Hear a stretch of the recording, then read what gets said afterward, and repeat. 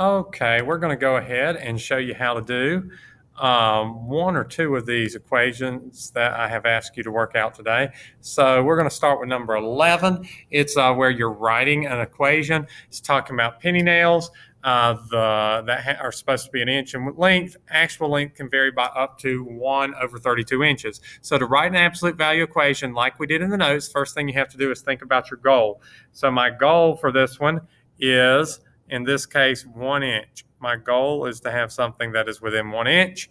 And then this right here is my margin of error. So my margin of error is up to 1/32 of an inch. So my goal is 1 inch, and my margin of error, I can be off by up to 1/32.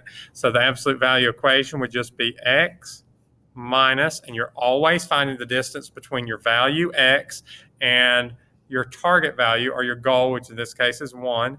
And then it's you want to be as close as you can to 1 inch if you're selling a nail that's supposed to be 1 inch long.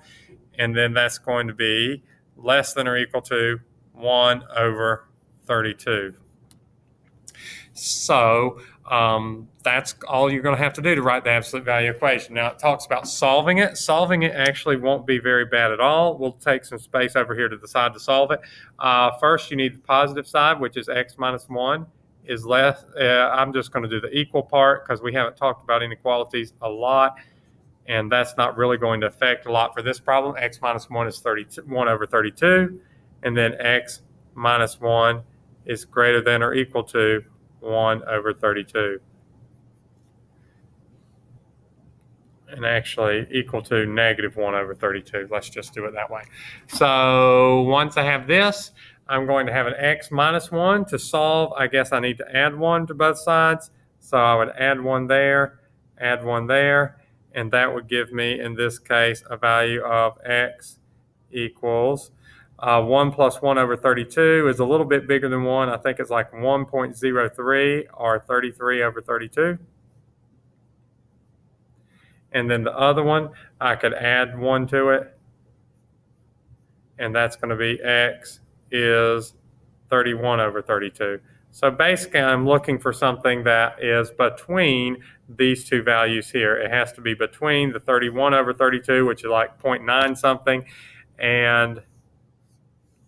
but no more than 33 over 32, which is 1.0 something. So it's got to be pretty close to 1 inch long. Now for part B, it asks you about this penny nail, and it wants to know if it's the right length or not. Well, I could compare 0.05 to these decimal values and see if it landed between them, or alternately, I could take this 0.05 and just plug it into this equation where the x is. Using Desmos, that won't be bad at all. So I can take Desmos and I can say, okay, instead of trying x minus 1, I'm going to do 1.05 minus 1, and that gives me an answer of 0.05. That's how far off I would be with that value of nail. Then I could say, well, how does that compare to 1/32? Well, 1/32, according to Desmos, once again, to get that fraction, just use your divide symbol. And that's going to be 1 over 32 is 0.03. So since 0.5 is bigger than 0.03, this nail would not be acceptable. The other way you could do it is you could say, okay, I'd like to know what 31 over 32 is, and say, oh, 1.05 turns out it is bigger than 0.96. So far I look good, but it also would have to be smaller than 33 out of 32, and it's not. It's too big. So you could look at the endpoints from after you solve the equation, but I personally like just plugging it in, and I think that's a little bit shorter. But either way will give you the right answer that that is not an acceptable length for that nail, and they'll have to do something about their manufacturing to improve it. I hope this helps you understand how to write and use these equations, and if you've got any other questions, feel free to contact me.